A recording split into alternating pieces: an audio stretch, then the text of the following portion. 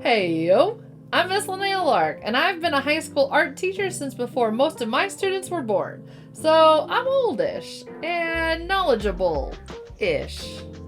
Today I'm going to share one of my best and most simple tips for reducing dust in the clay studio. Woo! I teach ceramics and art in the same classroom, and my kids use the same tables. And the level of dust left on the tables, even after thoroughly sponging, was ridiculous. My art students and I were so frustrated. There was like little clay, dirt, and grimy things everywhere. I remember desperately asking a veteran high school ceramics teacher at a neighboring high school if she had a solution, and she said, "Get some squeegees." So simple, so brilliant. Thank you, Nancy. And now I'm going to share that advice with all of you. So first, you'll need to invest in a large sponge, a squeegee, and a squeegee bucket. I have a set for each table in my classroom. You might also grab a scraper.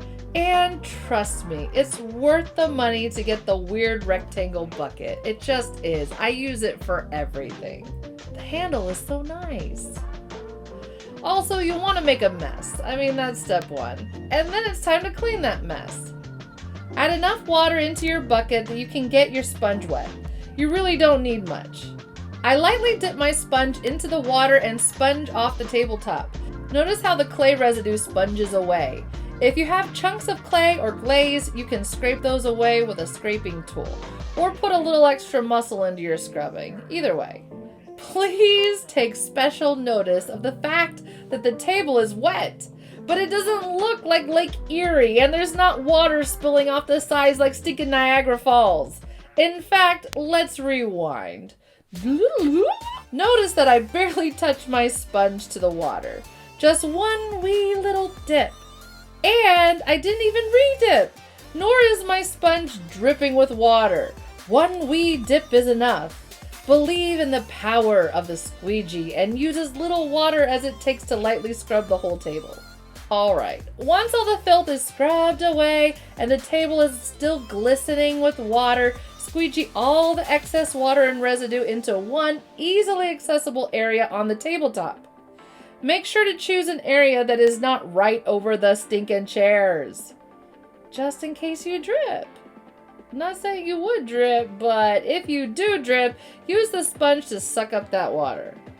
Eliminate every trace of water by squeegeeing the water puddle off the table and into the bucket. Be careful not to drip, and take pride in your squeegeeing. If not for yourself, then for the betterment of the entire world around you. In all the places that you go in your life, I want to encourage you to leave it better than how you found it. Instead of leaving your area a mess for your jolly, overworked, and mostly sweet teacher to deal with after a long day with hundreds of teenagers, all leaving little messes behind, you could choose to do your part and do it well. It is a choice. It's not a popular choice, but you could do it. Take joy and honor in the knowledge that you're keeping our studio clean and safe, and not ruining my personal life. Whichever is more motivating to you. Alright, you guys.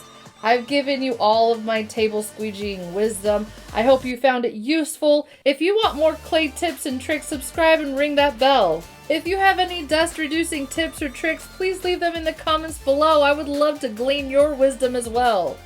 Happy squeegeeing and happy day.